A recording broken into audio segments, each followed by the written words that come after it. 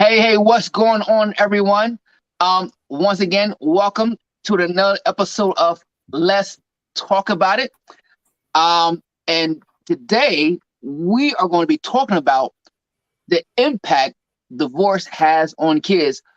But before we begin, I want to introduce our guest with us today, Coach B. What's going on? What up, what up, what up? And for all those who may not know who I am, I'm Reverend J. And this is my co-host, Joy. Hey guys.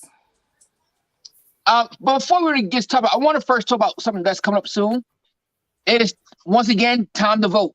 And guess what? Yeah. This year is a very, very, very important time.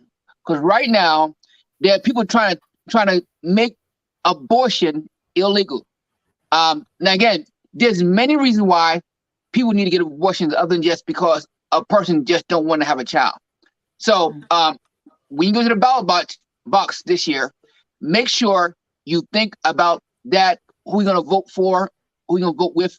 Matter of fact, we may have a show before the election comes up, and we'll talk about in detail both sides and both perspectives about voting and why it's important. Because guess what? Your vote matters, especially now. Mm-hmm.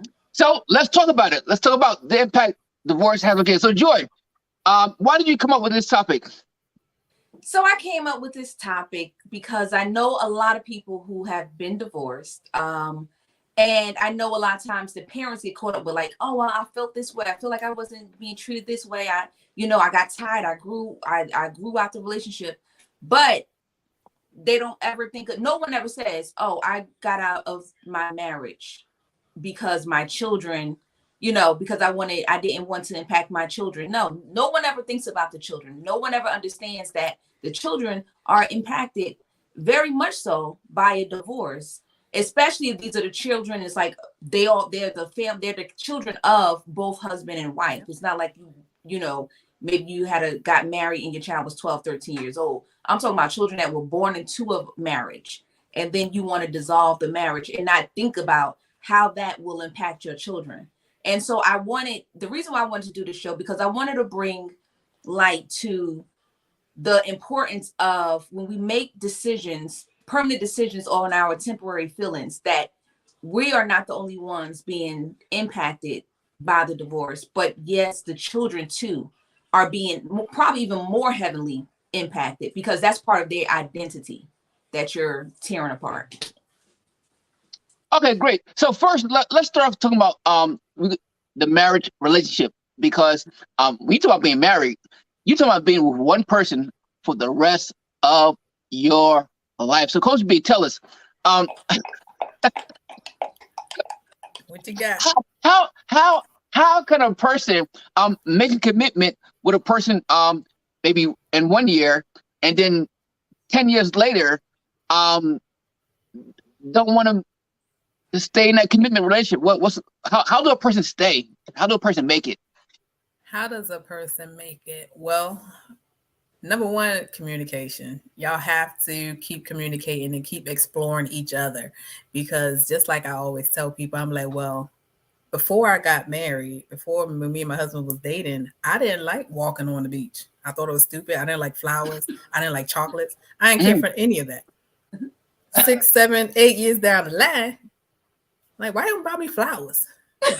Why would I walk on the beach? And of course, his response is, well, when we started dating, you said you didn't like that. Mm-hmm. But you have to keep getting to know the person, because things are going to change. And if you stay stuck in that mindset, well, this is how I married you, well, you was a size 6 and now you a size 15, that's not cool type thing, even though that's not cool. But that's my personal opinion. Unless you got a medical problem. But good. No, I want you to emphasize that. Go ahead. I like you talking about. Go ahead and say what you're gonna say. When I say a medical problem, thyroid problem, stuff that you cannot help. But if it's something that you can help, I believe that you should maintain some form of your physical appearance that you did when you got married, because that's what attracted that person to you. Now, men losing their hair, that's inevitable. Gaining a few pounds after you have a child or children, that's inevitable. But what I'm talking about, that out of control, lazy, not want to do nothing, eating everything in sight. Nah, that's not cool. That's a turn off. Thank you. I know. That ain't what we're supposed to be talking about, but I'm just saying. I'm gonna take this one clip. And Josh gonna play this clip over and over again. Oh man! You again. I like that because again, I'm like this. If you don't have a doctor note, don't make it. You know what? Lord have mercy. But no, and again, again, I agree. I think we talked about this a couple of weeks ago. I was on another show. I was telling somebody, you got to keep yourself attractive. I mean, you owe that person, because you ask that one person to be faithful to you and you alone for the rest of their lives. You should do your best to make sure that you are presenting yourself to that person the things they like. But because you're asking them. What about those people who say, well, when you said you was going to marry me, you said you was going to marry me for better or for worse. So whether I was a size 6 or a size 22. Yeah, that's good. And I agree with that too. But like before me and DK got married, we established these things. And it may have been in a joking manner, but I told him from gate, I said, babe, if you gain a certain amount of weight, I may not be attracted to you. But that's a real conversation that people don't have. They want to have. They don't want to have, but it's real. And even now, if I'm getting out of hand or he's getting out of hand, we'll poke little jokes, not to be mean. I'm like, babe. I just show an old picture, like, oh, look at this picture when your arms look like this. I'm like, what you trying to say? I'm just saying. I saw that picture pop up in my feed, so I just wanted to show it to you. And so that's our way of being like, all right, now reel it back in. It's really back in. But It's real. And that's the reason some people get divorced. Because the physical appearance changes so drastically. Now, I know stuff gonna change, not shallow, but so drastically that it's just like, and you don't want to do anything. You don't want to help yourself. So then that person is looking at you like, how am I supposed to continue yearning for you and desiring you? I'd rather get a divorce, and you don't even want to try. Well, yeah, no, it's not just that. Again, you must understand that when a person goes outside, they're getting a preview of a whole lot of other things. They're talking to their friends, and they're looking at their friends, and again, they by nature they will compare. And like I say again, yes, and I will say again, you should do your best. Now, for that phrase of for better for worse, let me tell you something. Worse is going to come automatically. Yeah, you will have your worst. You as a couple, you got some bad days. I mean, without any, you should not be making things worse. There'll be enough worse things, enough worse issues that you're gonna have to go through together. Where I think that's where that phrase stick at, where it says, "Okay, for better for worse." Well, yeah, you can go through worse. You have sicknesses, you have dealing with children, finances, things you can't control. But like again, if you can control your weight, if you can control your personality, if you control those behaviors, well, you should control those. That's not in the I don't think that's in the phrase or included in that phrase there. Move it on from the way.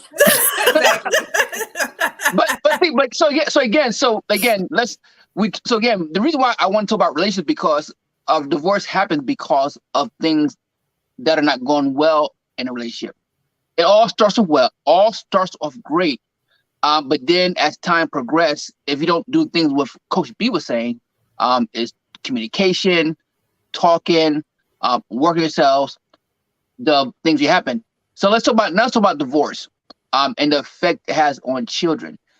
So, Joy, what's your perspective of how divorce affects children? I was doing a little research and I realized what they mentioned on there is that divorce can impact children in multiple ways. Children can be affected and going through a deep depression. A lot of times you'll see their schoolwork start to slack. Sometimes they become, and some people might just be like, oh, they just going through a little thing, but sometimes they are actually harboring anger. And where I've noticed is that, especially if you're in a divorce, like a nasty divorce, and you making your children choose, and they have to actually pick what parent, they want to spend their time with, or try to get into cahoots with that parent against another parent. A lot of times you'll feel the children will actually begin to harbor like really uneasy feelings about their parent. And I believe that's probably the saddest case, because as children, most children should love both of their parents and both of their parents equally. But I do understand that depending on, I know sometimes if, infidelity was a factor into, divorce, that a lot of times children may take the side of the person who was the victim in that case. But I would want to let the parents know that your marriage, I believe a husband is totally different than a father. If he was a good husband, if he's a good father, then don't take that away from him, from being a good father. Now, he may be a crappy husband, but that may not affect how he is as a father 100%. Yes, he was wrong in, going outside of the marriage and, basically breaking apart the family unit and the trust that, the whole family unit actually, put towards him, to think, oh yeah, well, dad's going to protect us. And part of protecting them is protecting their peace, protecting their sanity, making sure that they're stable. Those are practices that men should take, as well as women. If a woman goes out and cheat, you're breaking those bonds that should be that you took all that time building when you was out here creating these babies, when y'all was in there getting it on, popping out these children. You were creating bonds with these people. And I want parents to understand that it goes so deep when children have to look at their family unit be divided. Oh yeah, and again, like I said, I'll say this: the marriage. When you get married, you actually are starting a whole nother life. Marriage is actually life. It's a life. And then when you have children, and you create make a part of life. They're part of the life. And then when you divorce, you actually ripping that life away. Actually killing it, a life, because you're divorcing. That's actually killing a marriage. And of course, that sends ripple effects to the children. Like sometimes you never know how it's going to affect. Most kids are angry, because they feel now my father betrayed me, or my mother betrayed me. And you never, but the real truth is that mom and daddy just can't get along. But they're not communicating that with the children. And so all the kids see is the bickering and the back and forth. And like you said, it affects children differently. And even taking my parents, they were married, 21 years and then got divorced. And so. And how did that affect y'all? Well, how did it affect you? And so me and Jamil, of course, we were on our way out the door. So it didn't really have that big of an impact. But on my little sisters, it was clear, especially Jaleesa, because she was the last one. And that was, dad is my everything. But with my dad, and it's not like it was an ugly divorce, but for him, he disconnected from all of us. Like he disconnected from the children. And me and my dad used to talk all the time, every day, and I was closer to him than my mom. But when they got divorced, it's like he divorced everybody. And so that affected, especially if I'm getting calls from my sister, because I joined the military. I'm getting calls. Dad said he was going to come pick me up and he didn't. Or dad said this or this and that. And so it's heartbreaking, because while, of course, it's not taken away from what the parent is going through, because they're going through something, but trying to understand that just because they're children, this is their first time going through this same thing. Right. So if you're having these types of feelings as an adult, you have to understand that your children are having some type of feelings as a child, even though they are a child. Because they're going through this for the first time, just like you're going through this for the first time. You can't expect them to be okay if you're not okay. Like, that's not fair. Yeah. That just doesn't make any sense. And so it really affected my sisters. And I think from the outside looking in, especially with the younger ones, it's like, well, I don't care. The two below me, I don't care, whatever. But with the baby girl, it's like, it's just heartbreaking. And so when you try to build, go ahead. So the two below you saying they didn't care about the divorce? Like they just cut off their. It was just like, whatever, if you disconnect from me, I'm gonna disconnect from you type mentality. Yeah. And so, yeah, so it was just like, and with me, even trying to reach out, call, like, hey, what's going on? How you doing, Pops? This and that. It was just real short, is just a bashing of my mom, like you said. And I didn't want to hear that. I'm like, I didn't call and talk to you about my mother. I called to talk to see how you were doing, but he couldn't do it at that time. Yeah. And I didn't understand that until I got much, much older, the effect it actually had on him being a family man and that being his world. Like you said, Josh, it ripped that apart for him. And so it ripples. It has an effect. The adults are affected. The children are affected. But when you don't have that type of communication with the children, it's really hard for them to understand what's going on. And you can't bash, like you say, the other parent. Like you can't bash the other parent to try to make that parent look worse in the child's eye. Because then they're just going to look at you like, why are you saying this about my parent? Now, I don't want to even talk to you because we can't even have a conversation. Right. And so it's very difficult. And all the time that happens because, again, they're like I said, they're in a divorce or going through divorce. But at the same time, though, while they're going through the divorce, children are going through divorce too. And sometimes parents are, just angry or hurt, depending upon how it went down. And again, I agree that no one should be trying to bash each other, but it's going to happen because, this, like, when you break a promise to somebody and, like, they're upset, they said no sense. In other words, hurt people tend to just hurt people, and that's the way it works. Immature and I people think hurt sometimes, people. Immature people hurt people. Yeah, because I think a lot of times people also want to be validated for their feelings. Yeah, I know a lot of times when you go through divorce, people want to get their story out so that they can feel like, look, I'm the person that hurt. I did good. That person did bad. But what I don't think they understand is that that child still going to love their parents. So no matter what you say, no matter what has happened, they're still going to love that child. And as adults and as parents, you have to understand that, okay, well, we're going to, even though I'm hurt. Now, you might go tell your family members, but you need to try to console those children. Yeah. Because those children are going through it. And I don't think people really think about that. I don't think people think that you really understand how it impacts their children.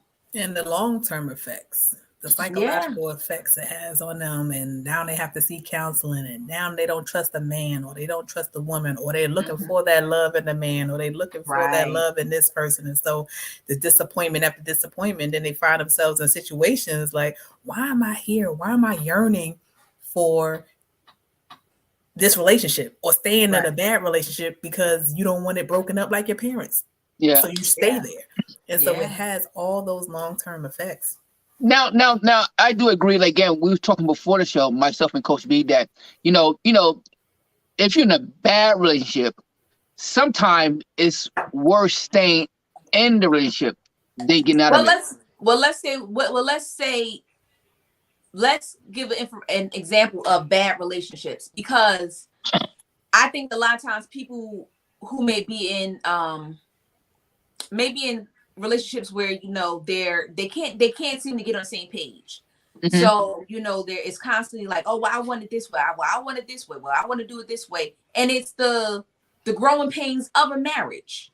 Abuse. But in their mind, they might be thinking, oh, this is a bad marriage. But it's not, because I've talked to a lot of divorced people, and a lot of divorced people after a few years say, you know what? If I was in that marriage, I could have possibly made that marriage work. Yeah. But bad is abuse. Bad is mental, physical abuse. Bad is you just constantly cheating on me.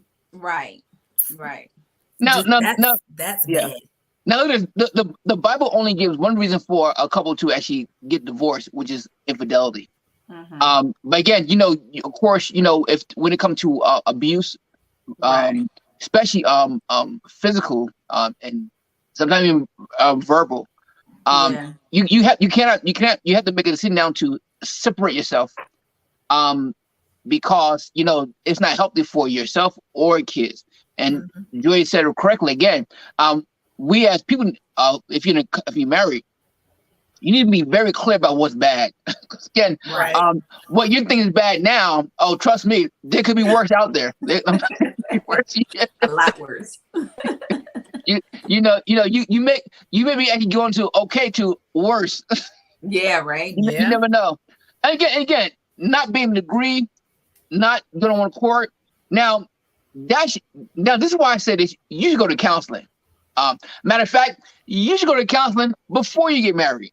Absolutely. To find out if you can agree, because a lot of people, the reason why they have problems now is because they're not compatible enough to come together on agreement on two goals. And even there's a scripture in the Bible says, "Can two people walk together unless they agree?" They agree. They can't. And I always tell people, like, because me and my husband, we are so different, but our foundation is the same. Right. Our core is the same. So when you have the same foundation, the same core, the same moral compass, you're able to navigate through those minute differences. So I think that is important. Some people, their foundation is so different. And then they wonder why are we arguing over toothpaste? Why are we arguing, over where we going to eat tonight? Why are we arguing over this? But you've been clashing from gate because you've been unequally yoked from the beginning. Right. Yeah. I agree, and I think your core is not very. You can't agree on the core things, and that's important. But again, I say this again. Then this is why you go through premarital counseling, so you find out, because a lot of people don't talk about a lot of things when they're dating. They just don't. Right.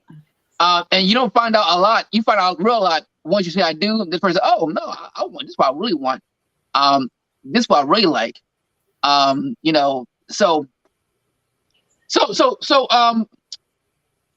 Coach B, how has your parenting divorce affected your marriage or getting married or? Yes, it affected my marriage and affected my mentally, because I was much like, I'm looking at it like, okay, they were married 21 years. And from what we saw, everything was great. They didn't argue. They didn't cuss. There was none of that. So to me, I'm like, man, that was great. But then after 21 years, you divorce. So in my mind, mentally, I'm like, that happens, right? What if that happened to me? Like everything is good. That's scary. Everything is Gucci. Yeah. But then 10 more years down the line, are we going to be okay? And so you have that reservation, but that reservation can cause division when you're not totally in it. And so I had to work through that thing. Like, I am not my parents. Right. And I couldn't work through it until I expressed how I felt to my husband and my concern and why I'm not able, or I wasn't given 100% of myself, because I felt like I needed to have something on the back burner just in case something happens. Fell through. And so it's defeating it without even giving it a chance, when you carry that baggage, somebody else's baggage, into your own relationship. And so I just didn't want to end up like my parents. I didn't want to end up by myself. And even though my dad remarried, Still the same. that is what that is. And so it's just a different dynamic, because you're used to seeing this couple together 21 years, and then poof. Well, no, again, we're family, so again, it shocked us too, because again, we pretty much grew up together, because when my parents going to work, we go come over your guys' house, playing games, smoking Randy, doing. So again, when they got divorced, like, oh my gosh, what? It shocked everybody, even on my mom's side, because they love my dad on my mom's side. And so it was like, it upset that it affected even more than just our household. It affected the extended family, because everybody looked to the Bacon house for, that family model. Especially on my mom's side, because they didn't really have that type of model on that side of the family. Right. And so it upset a lot of stuff. And your mom is cool too, so our daughter's cool. Yeah, she was a fun aunt. Yeah. Hey, so Linda Reese have a question. But what if you thought you were from the same holy cloth? I need to, if you can, Linda, give us some more information about that. What do you mean by? Probably thinking about spiritually, like if you both were supposed to probably like born again believers. Okay, let me speak on that. Be thinking this. But even Christians, every Christian is not equally yoked to you. Yes. You have to understand that even in spirituality, there's an unevenness. So you can't just go to church and be like, I want a man of God, because all men of God, there's different levels to that. Well, all men of God are not good for you. Are not equal human. To you. Exactly. Look at this. When it comes about relationships, there can be a spiritual aspect. There also now got to be a natural aspect. You need to be, spiritually have the same thing in common, but also you need to have some natural things in common, like you both like going to movies. You have the same vision for your dreams. You have the same goals. If you don't have that, and you don't have that, you can go to church and you can have a good time in church, but what you gonna do when you're home? Right. And believe it or not, go ahead, B. I'm looking at her response. She's saying my ex was showing me that he was a believer like me. But then my question is, what does believer mean to you, and what does believer mean to him? Because that belief can be totally different. Just like, say, me and my husband, we both grew up in the church, but I don't believe in, I know it's gonna sound real bad, but don't judge me. I don't believe in giving 10% to the house. I'm sorry. I don't believe that. No. I don't believe that. I give, trust me, I do give my 10%, but I give it where I see the need.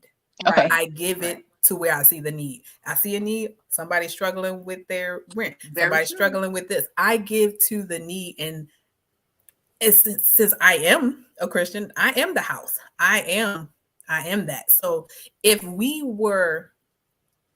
that was a real big problem, like his belief was, no, we giving this 10%, and my belief was, no, I'm not doing this. I'm not doing it. Yeah. That would be a conflict. And that's a example of, okay, we both believers in Christ, but we still have different beliefs within that dynamic. And so you have to make that, like you say, that counseling in the beginning makes it really clear of what page you're on.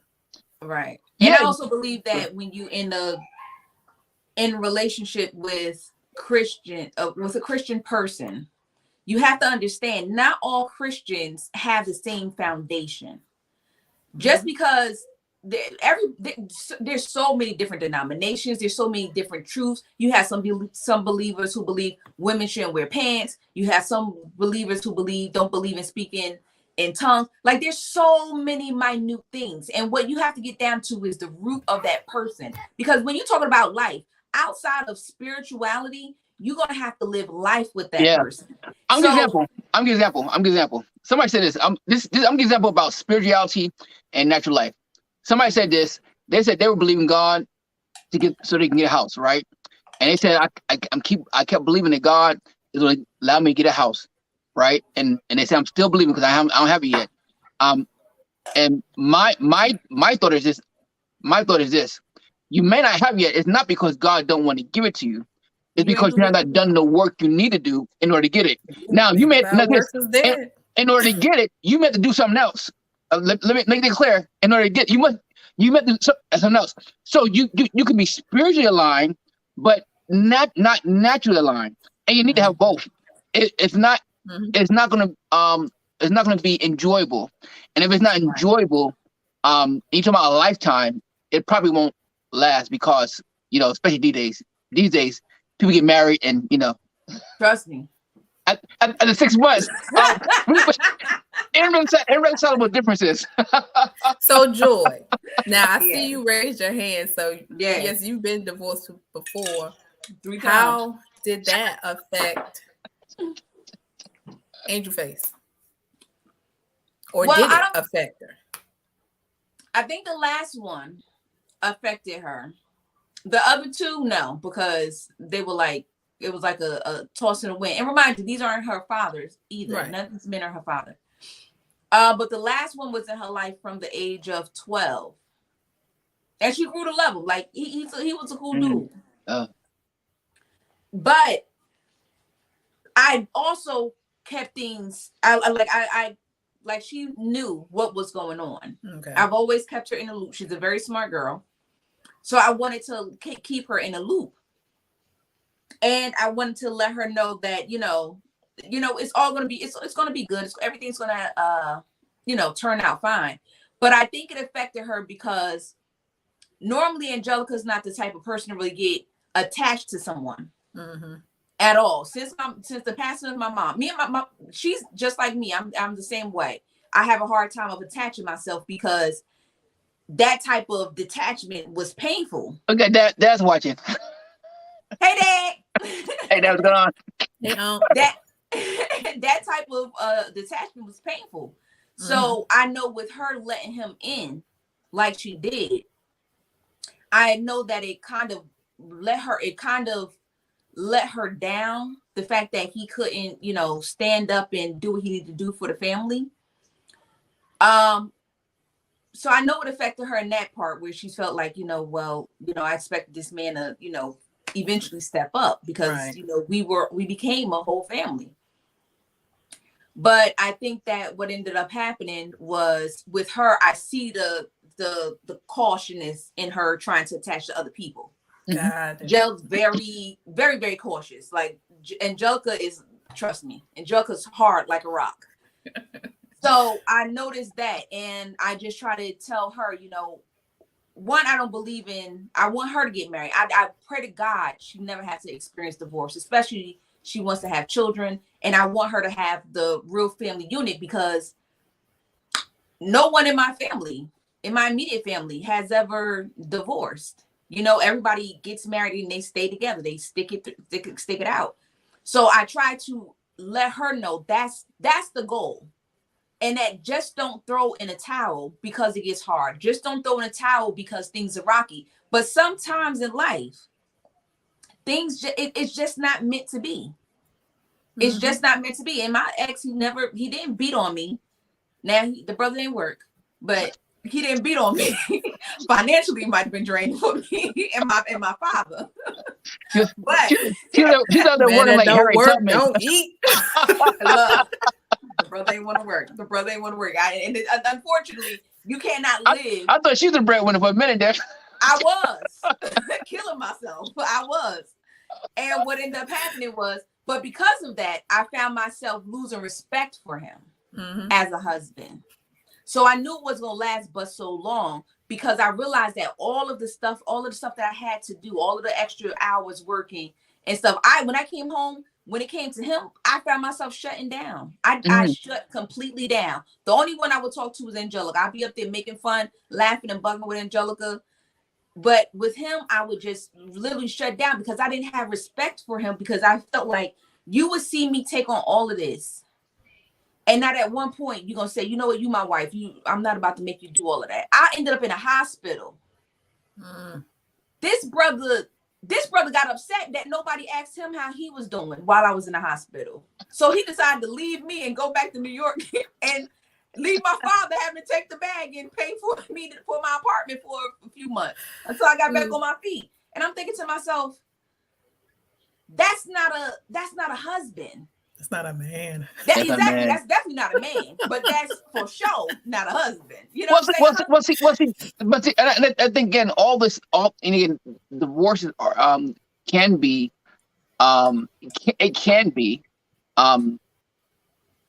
circumvented if I think sometimes pay a lot more attention before we say I do.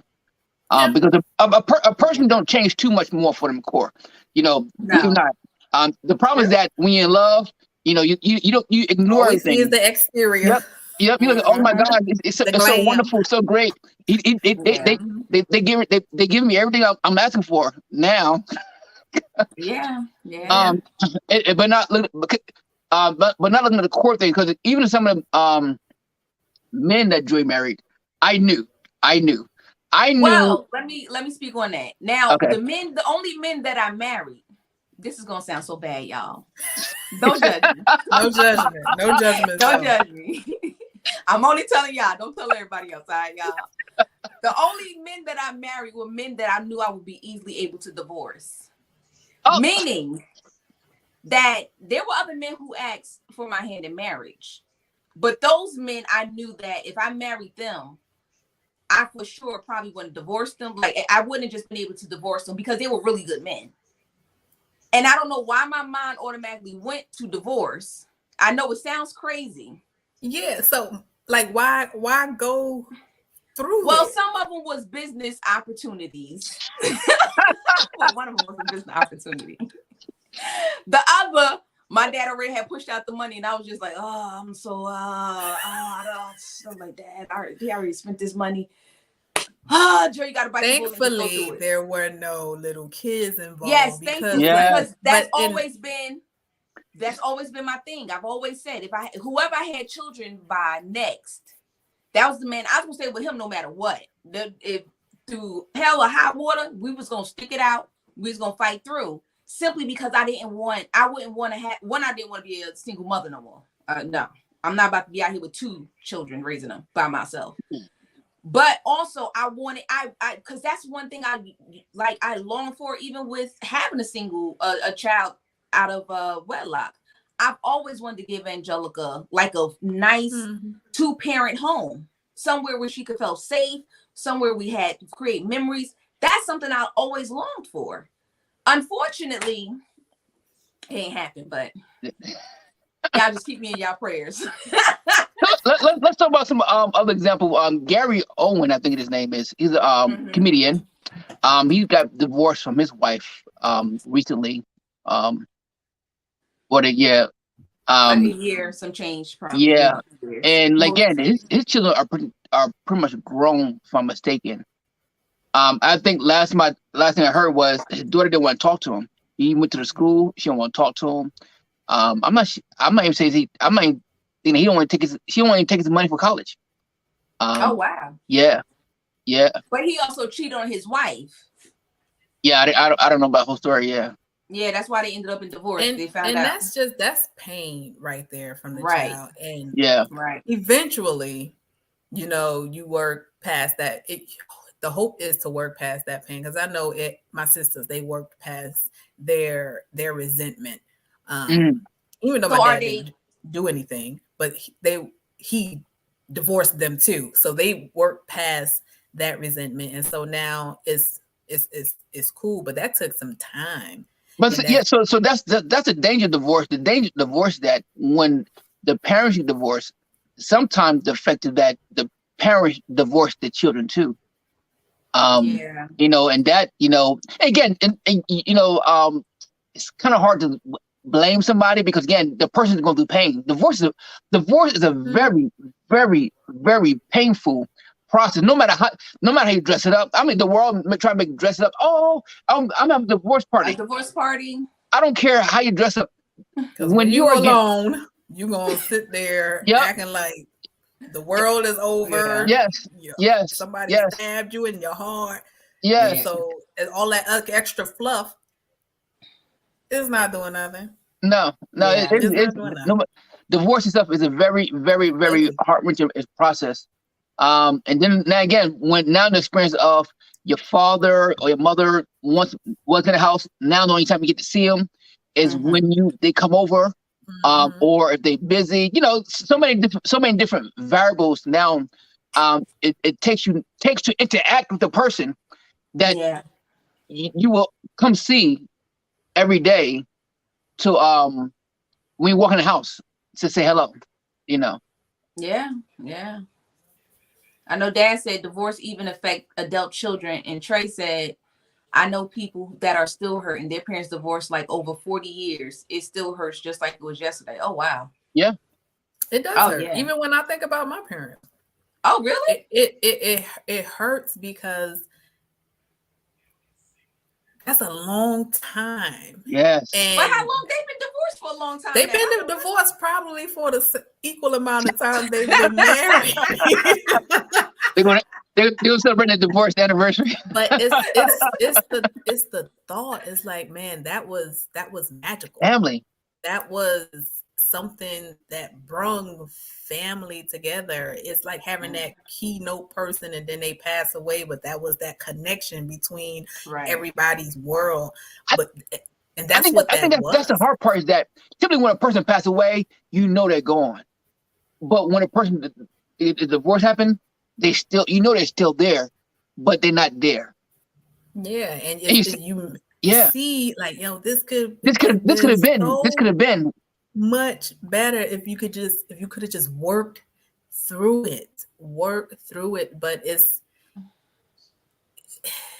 so Coach B, what do you think about this thought, right? You know how people say, well, people who are not married say this a lot. So, well, if this happened, I'm leaving them. If that happened, I'm leaving them. It's over. I have that. Okay. and talk about me. But this was, like you said, before we got married. This was put in place. I have one surefire I'm not working through. You put your hands on me, I'm out. Period. Okay. Because I don't want to be in a space that I feel unsafe. And people think like, oh, what if he cheated on you? I can work through certain things. That's not giving a pass or anything like that, but I can work through that. I can't work through you putting your hands on me, but everybody has that thing, and that thing needs to be made known to that person. Right. This is my thing. I can't work through.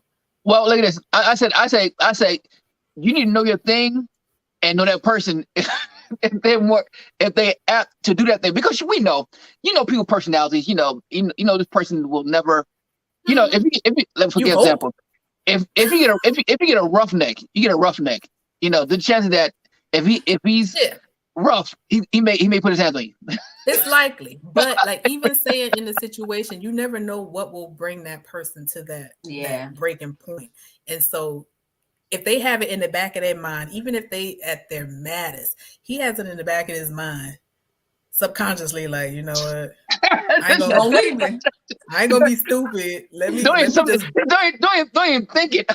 Let me just walk away, because I already know this is her thing. Like, when my niece, it's an example. It's when my niece was living here. She was not my biological, my blood niece, but she was living here for a year. She used to get so angry and she would ball her fists up.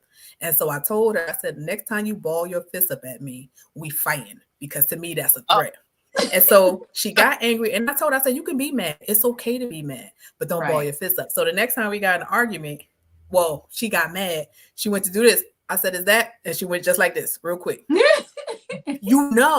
Like, listen, that's their point. Don't go there, because had you balled your fist up, we would have been fighting. And so, yeah. I said this. This is my thing. You start cutting my clothes up, it's over. It's over. Dashing his clothes. Your clothes. You break my PS4. Him and I that saw divorce PS4, papers. y'all. I can't work with that. Tracy,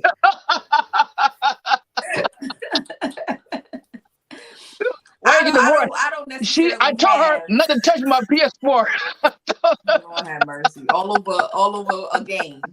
we divorced I don't because of necessarily game. have that. I don't have a surefire thing that's like, oh, if you do X, Y, and Z, I'm out. I'm one of those type of people. I don't have a lot of patience anyway, so I can't give myself like, oh yeah, well if you do X, Y, and Z, because I could be lying to you because you could sneeze wrong and I'm like, oh yeah, I'm out the door. I'm gonna see you later. This ain't gonna work. So I'm one of those type of people. So I don't have. I can't tell somebody. Lord, You've been divorced for just 6 months. Nah. I can't do 4 times. I can't do 4 times divorce. I will have to have at that time. I need to start being. but he knows who you are, so yeah, he knows you, and it's not like, and if he's a man, it doesn't matter if he does something that irritates you. Like, girl, you ain't going nowhere. Sit down. And that's the crazy thing, because like when we got together, and I think maybe like a year in, I used to say stuff like, "Yo, you make me mad. I'm gonna leave. Watch, I'm gonna leave." And he's like, where you going? What, where you going? What you? And I'm like, oh, you think I won't leave? And he's just like, there's no reason for you to leave. There's nothing that has been done for you to have to actually be able to say, I'm gonna pack up all my stuff and I'm going to relocate somewhere else. And I was just like, well, you're right. You're right. Right now I'm just talking. I'm just mad. So we've gotten to the point where we understand. To now, and I don't even say it because it doesn't affect him anymore. So he don't even care. So he's just like, okay, that's nice, Joy. Go ahead. You want to leave? Okay, no problem. But I believe that's part of the growing pains of getting to learn someone and, learn who they are. So there are some women, I know there's women who may be provokers. There's women who be like, I don't care what you say, and get all of men's face and stuff like that. And men, just don't hit her. I know it's hard. Trust me. I know y'all might be like, oh, I just want to yoke her up, but you can't. And I believe I'm a firm believer. If you have children in the house, I don't even think you should argue if you have children in the house. Like go get somebody to watch, because kids pick up on that energy. Mm-hmm. And I remember when I was younger, this is gonna be personal. Dad, don't get upset. But I remember when I was younger, right? And my mother and father, I don't know what they were going through, but I could hear them, arguing in the house. And I used to be in my room and I would start crying and stuff, right, y'all? So one day I was watching TV and it was like 1-800-Flowers or whatever. Now I didn't, because I was young, I didn't know like what numbers to press for the flowers. So I'm just pressing buttons. Like I'm thinking F is like, you got to press that button that many times to get to the F, that many times to get to the L. I don't know who I called, but it was just a bunch of numbers to call. But I wanted to order my mom some flowers and be like, oh, they came from Dad, so that they could be, so they could get over fighting. And I understand that when you have children, that stuff really does affect them. I remember one time my mom left for a little while, and oh my goodness, when I tell you, it took me a long time to get over that sense of abandonment. And I think that's a part of my fear, which is why I leave some of my marriages way before they can abandon me. I'd be like, nope, I'll jump ship. So I have those abandonment issues. You ain't gonna get me. I have some of those abandonment issues that I've carried simply from that one time. And to me, it seemed like she was going forever. Now I know she's probably only going for like a week or two. But in my mind, I was thinking, because a child is thinking, how could you leave me? Yes. I was like, how can you leave us? Like how? And I know, because we was at your house during the weekdays until my dad got finished being out of work or something. He had to pick us up. And when I tell you, that broke my heart. And I know that they were going through their own things, but I don't think at that moment they were thinking, we have these children. No. You know what I'm saying? We can't just jump ship. We have, parents don't think about that, because my mom used to leave all the time, weeks at a time, to go to Marcy house, like weeks at a time. Really? I didn't feel that sense of abandonment. I grew up thinking, I ain't gonna cuss on the show, But dang, my mom ain't sugar honey iced tea, and that's how I grew up. Really? Mm. Until we got older, we developed our own relationship, and I understood her point of view, and it hurt her. She used to break down like, I didn't mean to be this way. It was just, and she told me I wanted a divorce 10 years prior. Oh wow. Oh wow. And so I think had they gone through with that 10 years prior, it may have been a little bit easier to deal with. I think a little bit, because that's an extra added 10 years on top of you just trying to make it work for that 10 years. But see, they get It's you do more harm than good when you stay in a relationship that's toxic. And toxicity is, I'm not necessarily saying they're jealous, because my parents, I didn't hear them argue ever. Yeah. In 21 years, Yeah. I never heard them argue. Ever. Oh wow. Never. Not even like my dad. He didn't yell. He didn't. He never yelled. No. He didn't raise his voice. He didn't yell. But he was so devoted to his family. It's like, we gonna make it work by any means necessary. Mhm. And at some point that can be dangerous, because especially if the other person doesn't feel the same way you feel. Right. And I don't believe that parents should stay together just because they're kids in the house. Well, I don't believe that at all. I think again, when you say I do, this go back to the beginning. When you say I do, you should be really you should make sure that you really want to say I do. At one to thing. that person. Number two, when you say I do, you have to be fully devoted to do anything that it has to be done. Ideally, that's how it's supposed to go. I'm saying here, but I'm saying in order to make it work, because if you don't, it won't work. If you go into I'll hope for it to work, or we have some fun, or I'll work it until we keep having fun. No, for two people to be in a I'm gonna give an example. For a person to stay at one job for 40 years, it's commitment, because a job goes through many changes, and that person had to be willing to adjust those changes in order to make that 40-year mark. So likewise, marriage, when you say I do today, you have to be willing to make the adjustments with that person to say to death to his part.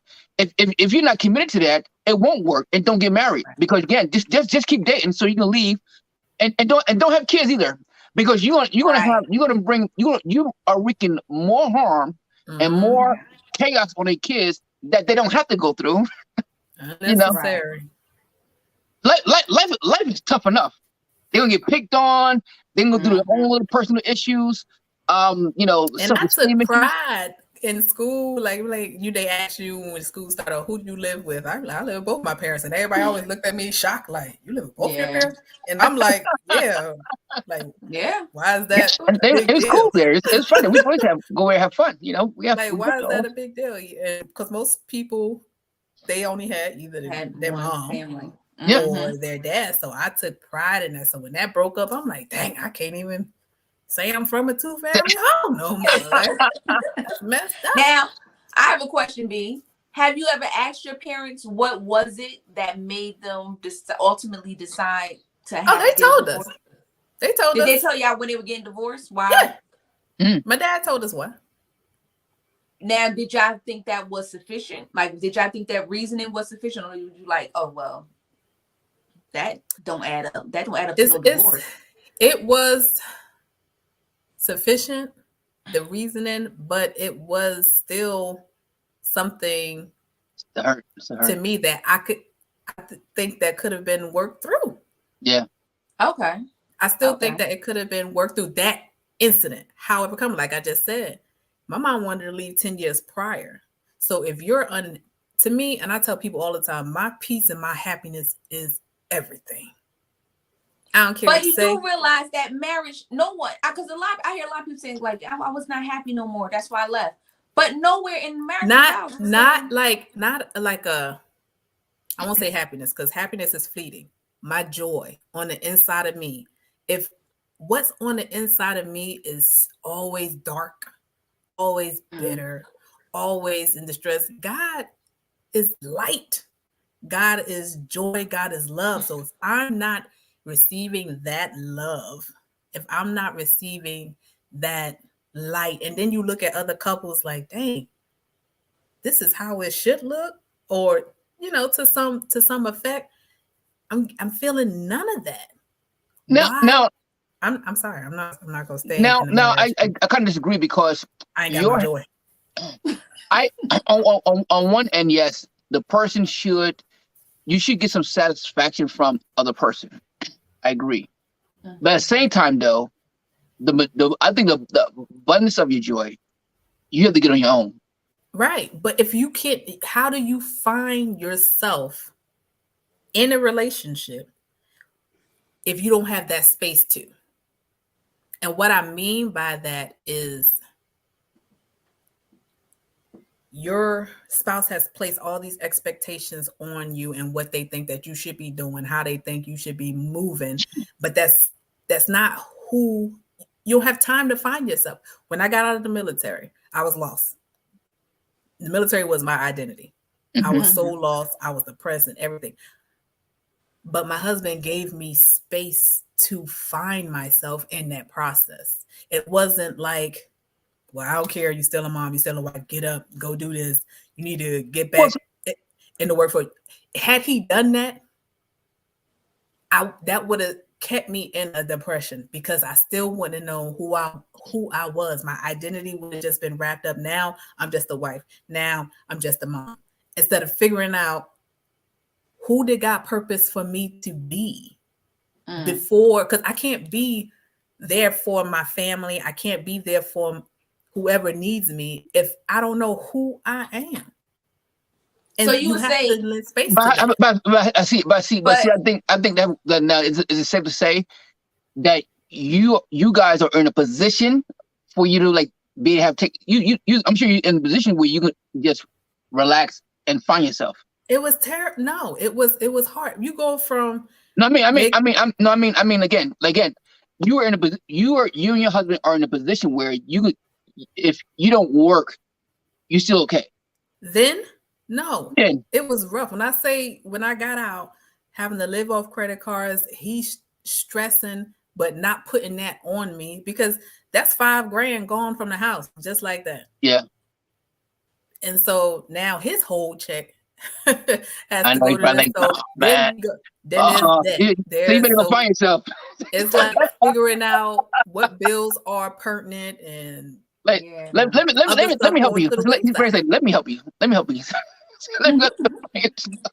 But it's a real thing. And so when you feel like I think my mom didn't have a voice. She didn't know. Really? She didn't know what she wanted. She didn't know who she was. But at the same time though,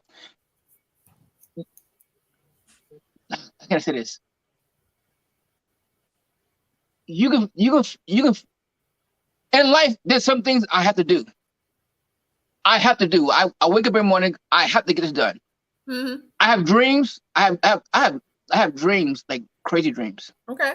But I realize that this stuff, but before I can actually live my dreams, no matter what I want, I still get it. So, for example, when the pandemic happened, because we do have a delivery service and we deliver a lot of breast implants to doctors and hospitals. That's the majority of my business. It pretty much shut down because there are no elective surgeries going on. So guess what? Because I have to bills still to be paid, and to me that's my first responsibility before I do anything else.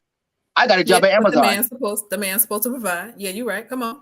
Well, that's a whole different story. I don't think that's it. So again, I didn't have time to. I didn't have time to figure out. Well, I'm not living my dream. I'm not do my business. My first priority is make sure my family is taken care of. And then, matter of fact, I stayed at Amazon for about a year later, for like 2 years, almost a year and a half, because of insurance purposes. I didn't want to stay. I was working at Amazon full time, and if everybody worked at Amazon, working at Amazon is like working two full-time jobs. Mm-hmm. and then I was running my business full time too. But at the same time, though, I said I can't leave until I know that we got health insurance and my family's covered. So again, that's why I disagree with the fact of that people say, well, I can't find myself. I need time to find myself. I believe you can find yourself while you are still taking care of your family. Some people cannot, because there is a chemical breakdown in the brain that happens depending on the severity of what caused it. For myself, when I got out of the military, 14 years, 6 to go to retire. When I tell you heartbroken. Oh, you know, broken. And something broke within me. Like I just wasted 14 years of my life. And so, yes, while I could have worked, I could have went out there and got some job just to help pay the bills. I think that would have put me in a worse position mentally and did more harm than good. I would have never found my route to being a coach. I would have just been doing something just because, and I would have been unhappy. And mentally, it would have been a break.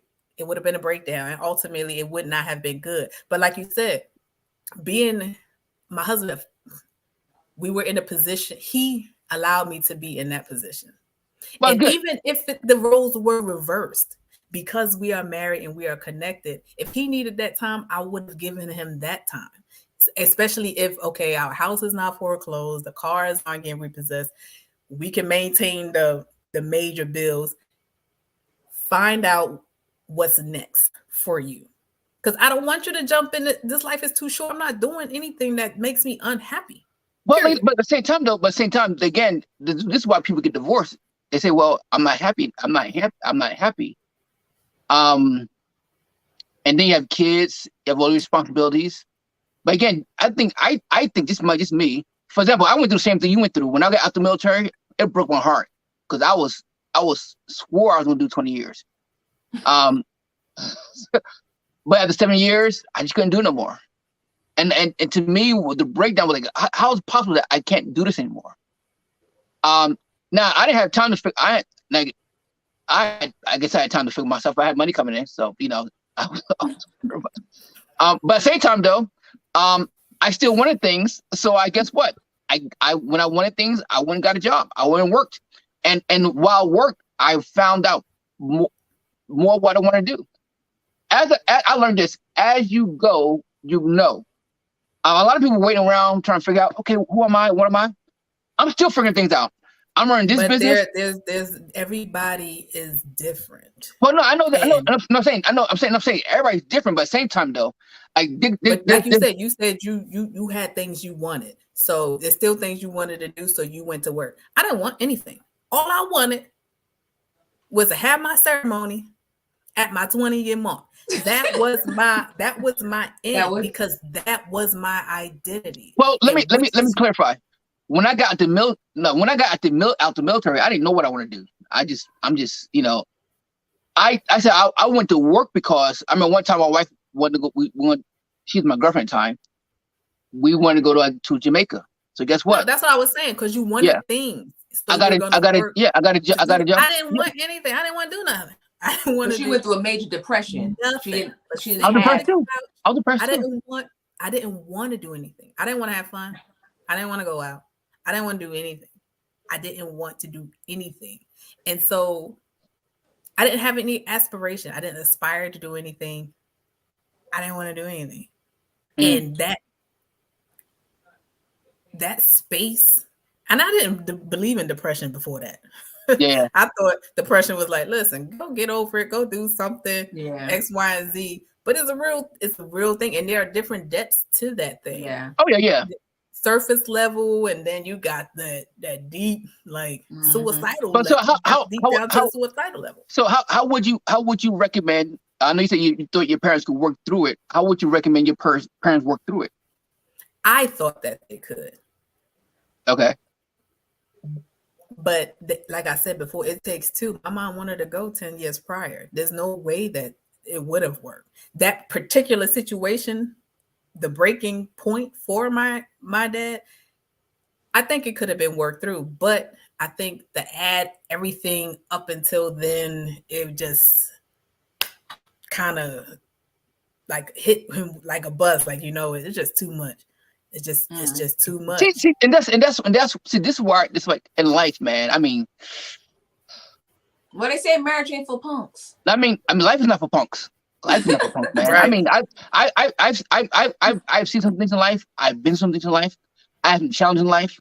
I've got some news in life.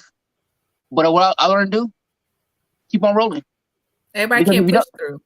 Or Yeah. don't know how to push through. Say again. Everybody don't know how to push through. So again, when they don't want to. So again, I choose. No, I choose to push through. I choose because I believe that when you don't, you lose more if you don't than if you do. That's a fact. So again, like when I was depressed, medication like a Risperdal. I made a purpose to have fun. I was always around people when we're laughing. I didn't believe in depression, so I didn't know what I was going. Oh, yes, yeah. I didn't know. I just knew that I didn't want to be cooped up in a room all day. I wanted to be in the dark. Would have been dark, not me. I didn't want to do anything, but it was affecting my relationship with my kids. Well, I have a question for you. What, the depression? Yeah, me not doing anything. It was affecting because, Mom, let's go do this. And it was like, I'll do it meagerly, but it was no real interest. So then it starts, I didn't want them to look at me how when I was younger, I looked at my mom. So I'm like, I got to do something because I don't want my kids to think that I'm not fully participating in their life. And so I had to make a change. Not even so much for me, for your kids, although it was for me, but for that look in my kids' eyes. Like, I don't want to disappoint them, and I don't want to disappoint my husband. I don't want to disappoint myself. So what can I do? And so that's a whole nother story. I have a question for y'all. Now, do you think that parents who get divorced, do you think they're selfish? Depends. I think it depends. At some point, you have to be selfish. If you're given to the person, and you're giving to the person, and you're giving to the person, and the person not willing to respond back. I mean, again, now you need to be selfish. This is after you've been through counseling. A lot of people that get divorced don't go to counseling. So and I think that's like, again, if you're talking about get divorced and with counseling, that's the worst thing in the world. Well, I say not just go to the counseling, because a lot of people go to counseling and don't change. They don't implement they don't practice, correct? Because both parties don't want to go 9 times out of 10. And I think that if you already had a mindset of I'm getting divorced, and that was probably like when I went to my marriages, I already knew I was getting divorced. That's why I never changed my last name. I was like, I'm not going through that because I already know in a few years I'm sitting around here and doing this paperwork. I'm not changing my last name. Lord, that's the telltale sign for most women. If they don't change their last name, that's what they think of their end goal. And they're like, that's a whole lot of paperwork. But that's a whole lot of paperwork. I got time for that. So I believe that once people if you didn't change your name, we'd have been divorced. Huh? If I marry somebody and they don't change the name, we're getting divorced. Well, that person already got their mind, they're gonna divorce you anyway. Well, it doesn't matter. So it's like, okay, all right, we're gonna get divorced then. It is what it is. But what I realize is that once that person has the I'm divorcing in mind, because a lot of people go to counseling once somebody bring up divorce. That people don't normally practice like, oh, let's go see somebody as soon as they start seeing like things are out of whack. There's people who go years without having sex with each other, without really interacting with each other. That should be against the law. We need to put that in the ballot. What you want me to, for better for worse, to have sex with me at least 6 times a year? The Bible says, "Do not withhold from your spouse." Yes, we need to put that in the ballot. People who have gone years, too much that going on. Years without having sex with one another, and I'm thinking to myself, what are y'all doing? At this point, you're just ruining somebody else. Yeah, right. Somebody having sex. So I don't, but those people don't say, okay, as soon as you start seeing, okay, well, we're not having sex, for 3 months, for 4 months. At that point, they should have been seeking counseling, seeking some type of help, because there's a breakdown. Yeah. But I think because people get so caught up in, in their own personal lives, that they allow years to go on. And then by the time they say, let's get some counseling, one person already have in their mind, you're like, I'm done. I'm out. I'm out of this. And once you already consider yourself out, years, what was it? No, it's no medical issue. Nope. This is just people holding grudges a lot of times. They feel like, sometimes they be honest, it just sometimes lost interest. Like, I'm not attracted to you. And if you're not attracted to them, what? Like, this is my thought. If I don't turn you on, you better turn yourself. Oh gosh, Josh. Brandy, you see what I gotta put over here? Tracy, I see what Tracy gotta put up with. Hey, you better get some rum and coke, get some gin and juice. I'm talking about you better turn yourself on. You're so silly. I can't. Oh Lord. This is get your brother. I be trying, y'all. I can't do that with him. Y'all just tell me. Y'all just how he does. But he's so silly. Right. But I think that as parents, it's really imperative, very imperative, that once you start to see that relationship break down, and I get it, things are going to happen. People really crying. Yeah, because he's crazy. I realize that sometimes, things happen in marriages. I know that. I know that sometimes people go outside of their marriages, people develop other relationships, and that may break the trust. And so you feel like you can't come back. Let me tell you, there's a plethora of marriages that have lasted even outside of them, somebody stepping out. You can't make it over those type of hurdles. People, can bounce back from that. If it's financial, I know the stress of finances is devastating. That's important sometimes. Too. Ooh. Yeah, and I know a lot of times the men, they shut down or they get angry and nasty, and you feel like, oh, I can't hold on. But trust me, if you hold on, there's a lot of marriages that has surpassed that stage and become stronger. I get sick when I'm struggling financially. Huh? I get sick when I'm struggling financially. You get sick, Josh? You get what kind of sickness you get? You get a fever? You get COVID-19? That start hurting. I start getting COVID symptoms. Josh, like, I can't taste. I can't. What's it? I can't taste. I can't smell. I got a fever. Don't get close to me 6 feet apart. But yeah, we have to understand that when it comes down to the children, I think once you become a parent, I believe it should be your mission. If you decide you're going to get married you're going to get married and build a family, it should be your mission to try all that you can do. Now, I get it. Sometimes if somebody doesn't want to stay with you, then there's nothing you can do. Sometimes you just got to let them go. But do all that you possibly can, because please understand that those children are still going to feel the effects. Like Brandy said, her parents been divorced like a long time. And she still feels the hurt of that divorce, even after it's been done, and my uncle's done remarried and everything. But that pain that those children feel, they hold on to that. And the crazy thing about it, it becomes a part of how they deal in their lives. And I think that parents, we have to make those important decisions of saying, you know what, we got into this. All right, well, let's fight. Marriage is not for punks. Marriage takes works. Yep. Brandy and Josh should be able to tell you. They don't just wake up and it's just like, oh, every day's been hunky-dory. We got this far. We had no problems. No. Everybody has issues. I don't care what Instagram and Facebook tell you. They lying. We pushing 11 years, and one thing that I don't do and that he doesn't do. I know you said you be doing this, Joyce, so I hope you don't do that no more. Is threat.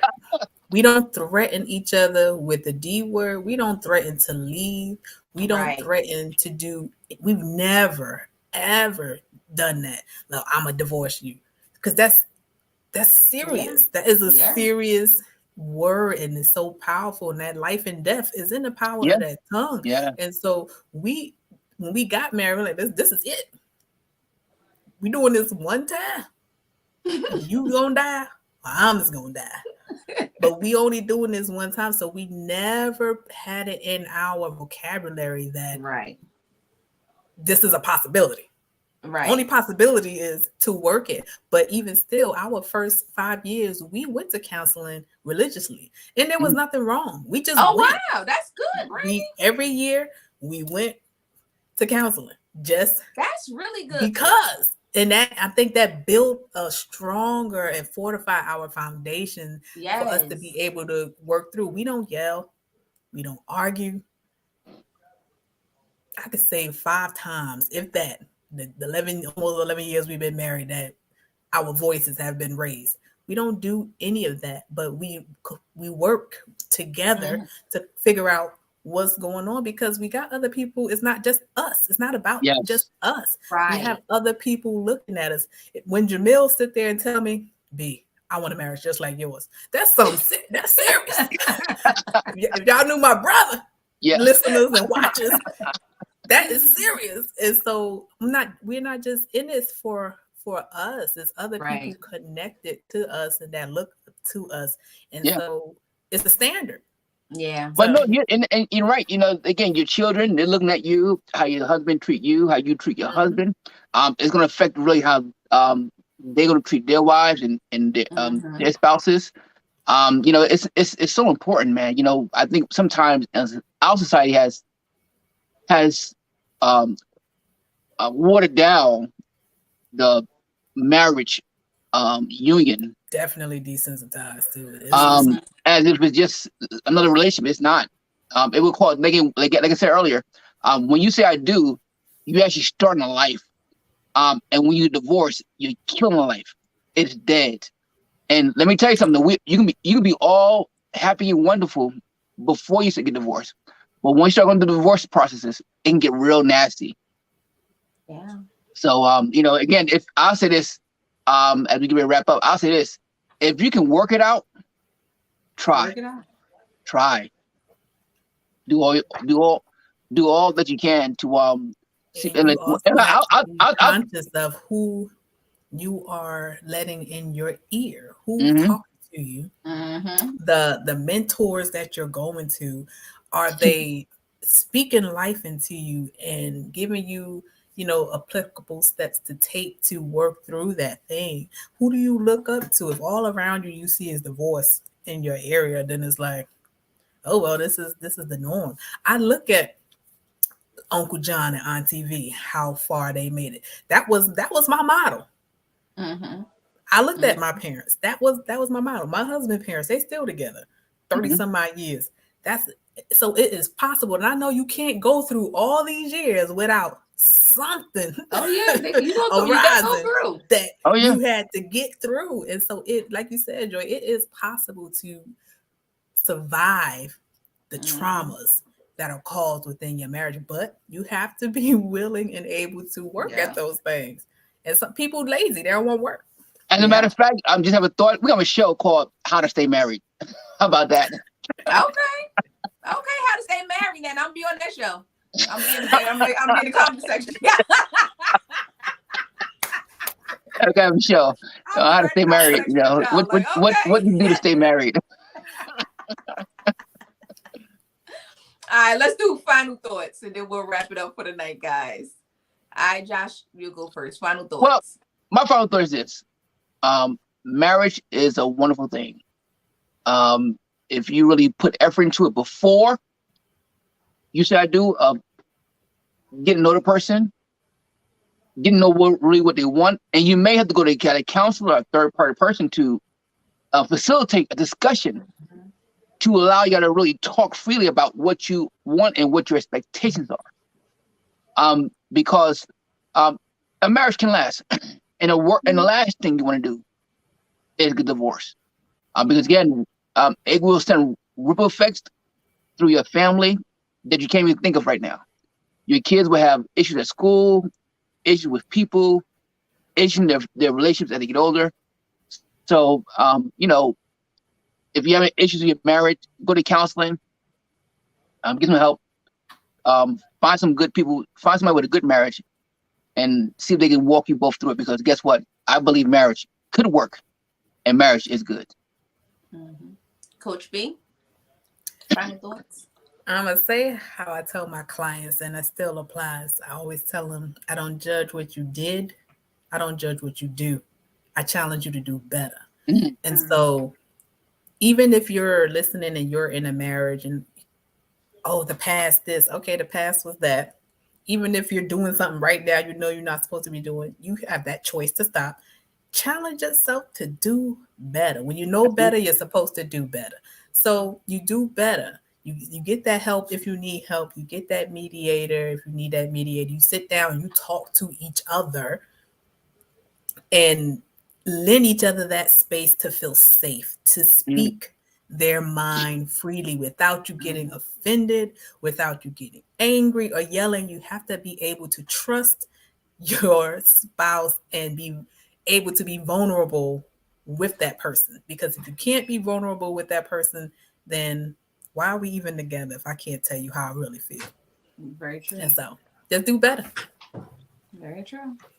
All right. My final thoughts is for those who are looking to get married eventually, understand in creating families, please understand that, when you read books and they talk about the fairy tales, the only thing they say is, he rescued her and they got married and lived happily ever after.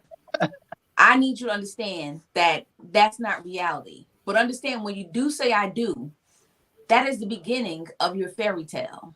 Mm-hmm. And when you creating families, that's the beginning of your lineage. So you want to create a lifestyle and a family where your children could tell your grandchildren about your marriage. Your grandchildren could tell your great-grandchildren about your marriage. So you could be a staple so that you can be the goalpost of of healthy family dynamics, so that your children don't have to worry about going through a whole lot of traumatic things in their lives and building all of these unhealthy and toxic relationships with people. You want to provide the best foundation for your children. So you got to understand, when you say I do, please understand that I do comes with a whole lot. It's not going to be easy. It's not fairy tale. But the beauty of anything is when it can go through the worst of the worst. The reason why diamonds are so valuable, because of the amount of pressure, everything that has to go into making a diamond. It doesn't happen. It's just sitting in the sand. It has to be pressed on and it has to be molded. And there's so many different variables that has to go into it. That's uncomfortable.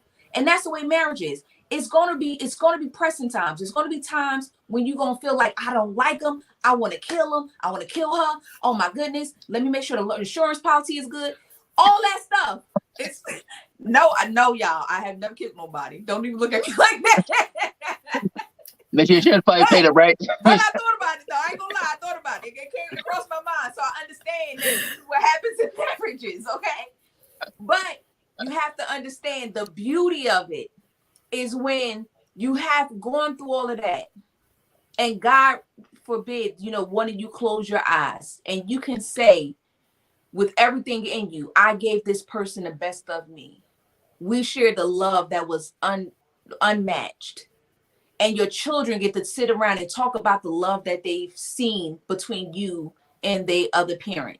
That's the beauty. That's the true fairy tale. So I just want to let you know, if that's what you want, if you want a marriage, understands comes with trials and tribulations. But if you stick through it, put God first, trust me, you'll make it to the end. And that'll be the most beautiful story you ever read. All right, guys. Hope you enjoyed the show. We got some very shows coming up. One with the adult sleep coach, so you can sleep better. I need that. Tune in. Yeah, another show gonna be with the credit repair coach. so you can increase your credit score. Because in this world, in this country, you cannot buy anything of significance without credit. So we're gonna be talking about that. Also, I'm working on a show with men. I'm talking about fatherhood, their presence, the value of their presence, the destruction of their absence, and the destruction of them being present but not there. So we got some shows coming up. Go to www.letstalkwithrevj-joy.com to our YouTube page and subscribe to our channel. So when we go live, you'll get a notification. Also help us get some more likes so we can share this information with the rest of the world, because we believe that there's a lot of people out there that can get some help and some laughter all at the same time. Yes. Other than that, I'm out of here. Once again, for all those who may not know who I am, I'm Reverend J. And I'm Joy.